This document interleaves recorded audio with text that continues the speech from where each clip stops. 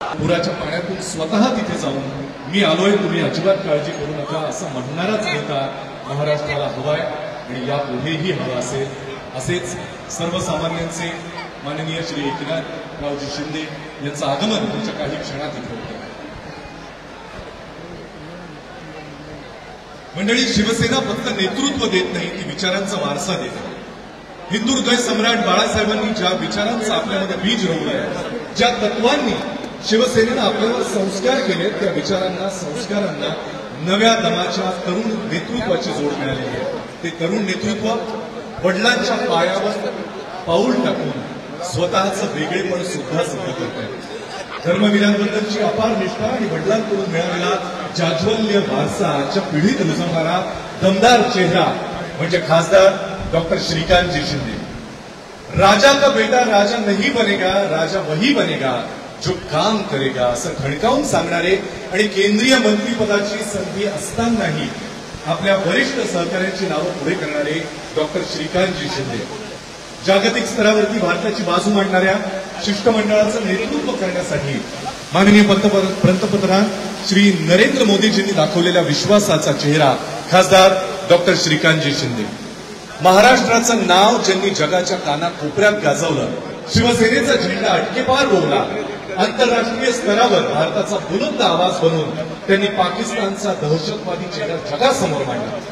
खासदार डॉक्टर श्रीकांतजी शिंदे यांच्या वक्तृत्वानं आणि नेतृत्वानं नव्या भारताची नवी ओळख त्यांनी जागतिक पातळीवर निर्माण केली. असे स्पष्ट वक्ते, अत्यंत हुशार शिवसेना नेते खासदार डॉक्टर श्रीकांतजी शिंदे यांची या ठिकाणी विशेष मुलाखत होणार आहे आणि त्यांच्याच बरोबर राज्यसभेचे खासदार मिलिंदजी देवरा हे सुद्धा उपस्थित असणार आहेत. ही मुलाखत घेतली जाईल पत्रकार लेखक श्री उदय निरगुडकर यांच्याकडून. मी या तीनही मान्यवरांना विनंती करतो की आपण मंचावर यावं. तत्पूर्वी साहेबांचं आगमन होण्याची आपण सगळेच वाट पाहत आहोत.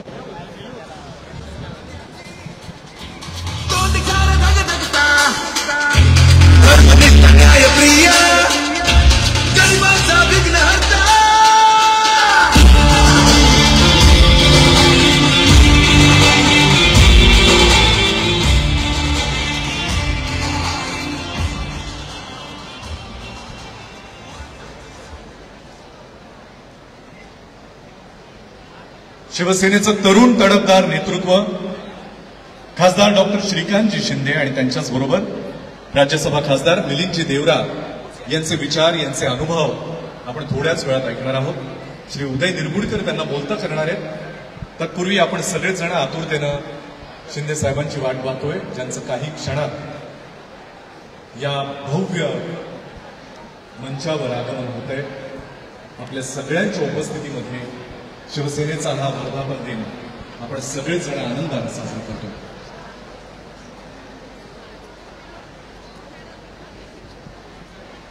महाराष्ट्र बदलतोय तो फक्त इमारतींनी, विकासात्मक उपक्रमांनी किंवा नैसर्गिक भौगोलिक परिस्थिती आणि रंगरूपानं नाही, तर तो बदलतोय तरुण नेतृत्वाच्या दृष्टिकोनानं. आणि खासदार डॉक्टर श्रीकांतजी शिंदे यांनी हाच दृष्टिकोन सगळ्या शिवसैनिकांना घेण्याचं ठरवलेलं आहे. तरुण नेतृत्व, स्पष्ट विचार आणि कट्टर शिवसेनेची आधुनिक भाषा असे आपल्या सगळ्यांचे राज्य खासदार डॉक्टर श्रीकांतजी शिंदे आणि मिलिंदजी देवरा यांच्याशी आपण थोड्याच वेळात संवाद साधणार आहोत.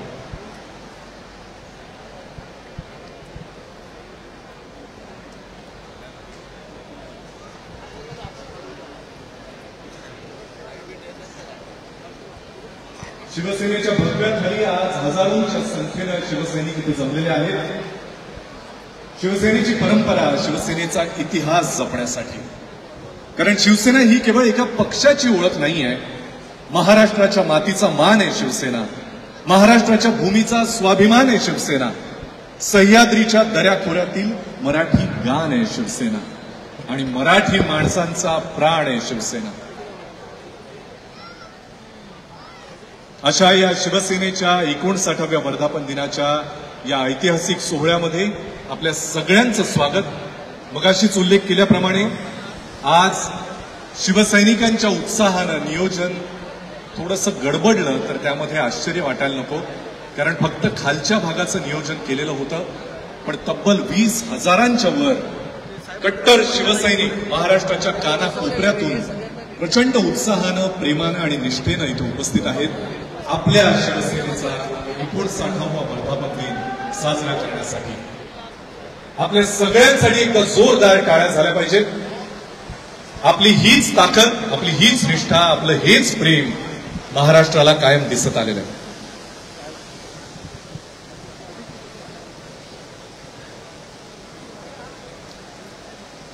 माननीय श्री एकनाथजी शिंदे साहेबांचं आगमन झालेलं आहे. पुढच्या काही क्षणात या सभागृहात ते दाखल होतील. आपण सगळेच जण त्यांची आतुरतेनं वाट पाहतो.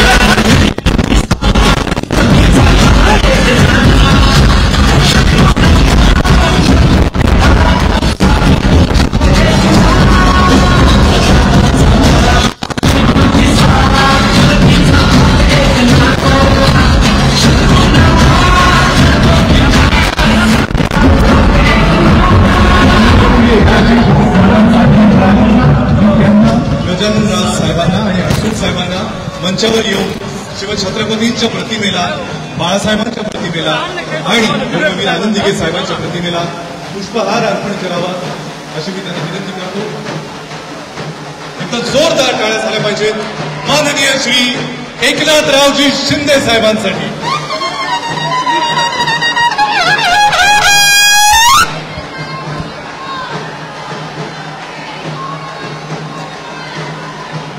माननीय श्री शिंदे साहेबांना विनंती करतो